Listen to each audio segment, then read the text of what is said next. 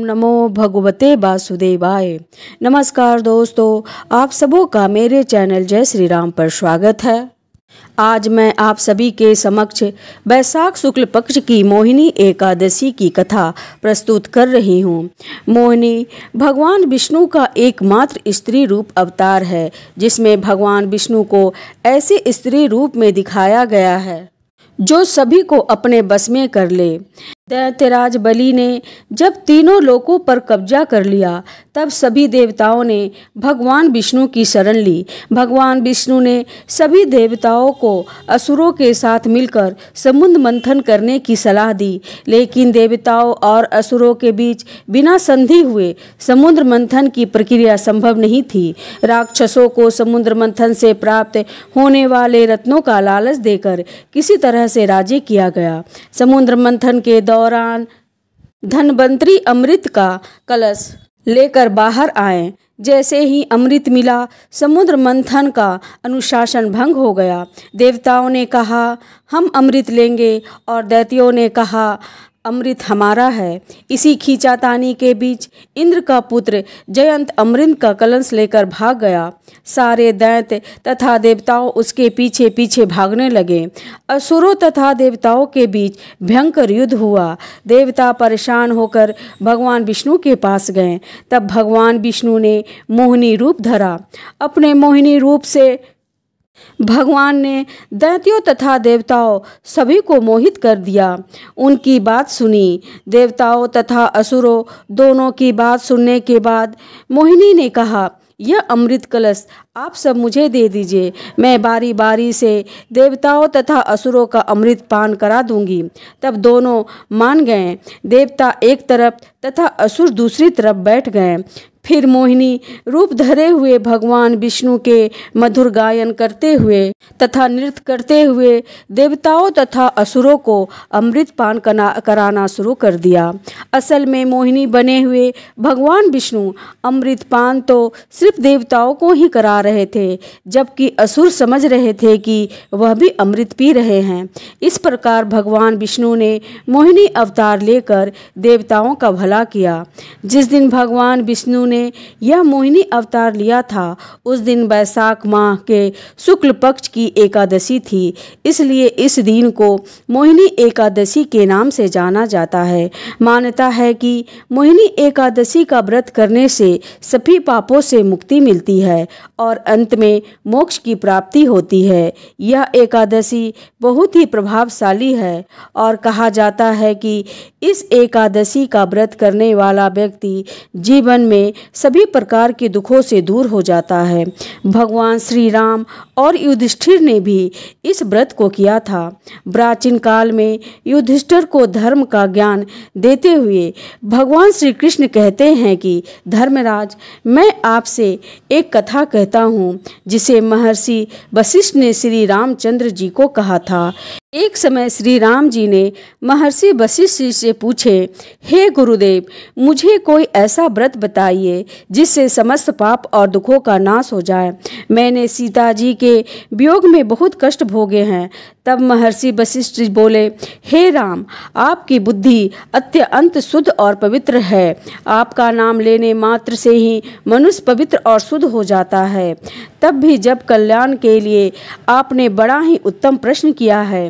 वैशाख मास में जो भी एकादशी आती है उसका नाम मोहिनी एकादशी, और मोहिनी एकादशी का व्रत करने से मनुष्य सभी प्रकार के पापों तथा दुखों से छूटकर मोह माया से मुक्त हो जाता है।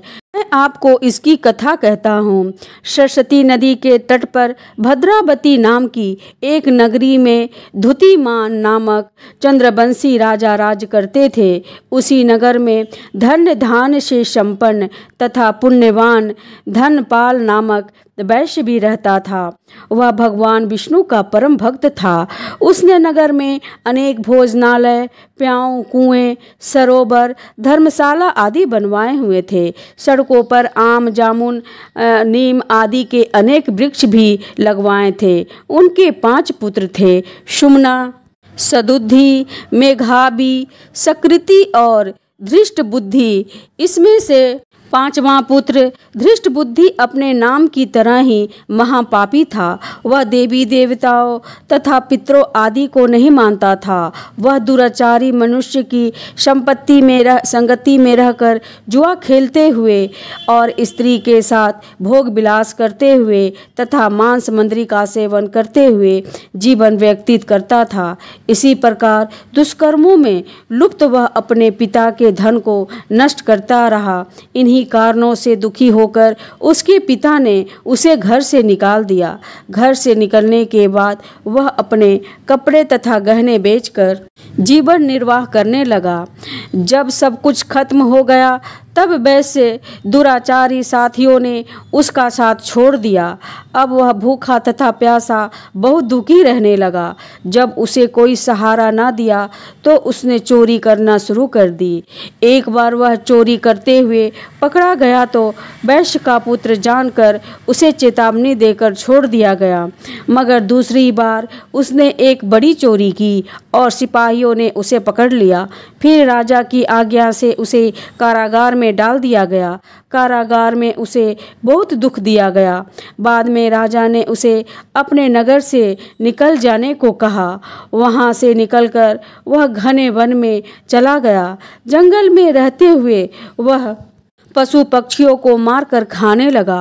कुछ समय बाद वह बहेलिया बन गया और धनुष बाण लेकर पशु पक्षियों को मारकर खाने लगा।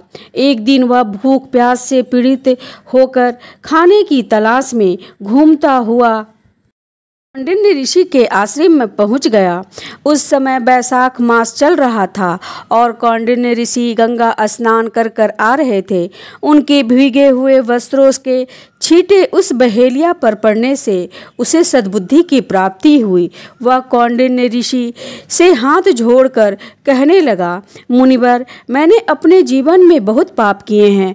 आप इन पापों से छुटकारा का कोई साधारण तथा बिना धन का उपाय बताए।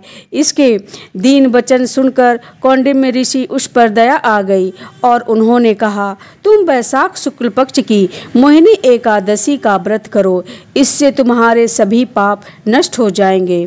मुनि के वचन सुनकर वह बहुत प्रसन्न हुआ और उनके द्वारा बताई गई विधि अनुसार उसने मोहिनी एकादशी का व्रत किया। हे राम, इस व्रत के प्रभाव से उसके सभी पाप नष्ट हो गए और अंत में वह गरुड़ जी पर बैठकर विष्णु लोक को गया।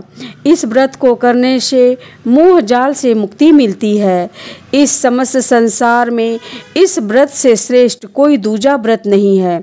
मोहिनी एकादशी के महात्म को पढ़ने से या सुनने से 1000 गोदान का फल मिलता है। इस प्रकार मोहिनी एकादशी की व्रत कथा पूर्ण हुई। बोलो विष्णु भगवान की जय। यदि आपको मोहिनी एकादशी व्रत का वीडियो पसंद आया है तो कमेंट बॉक्स में ओम नमः भगवते वासुदेव लिखना ना भूलें। आप सभी का हार्दिक धन्यवाद। श्री कृष्ण गोविंद हरे मुरारी, हे नाथ नारायण वासुदेवा। श्री कृष्ण गोविंद हरे मुरारी, हे नाथ नारायण वासुदेवा। जय श्री राम।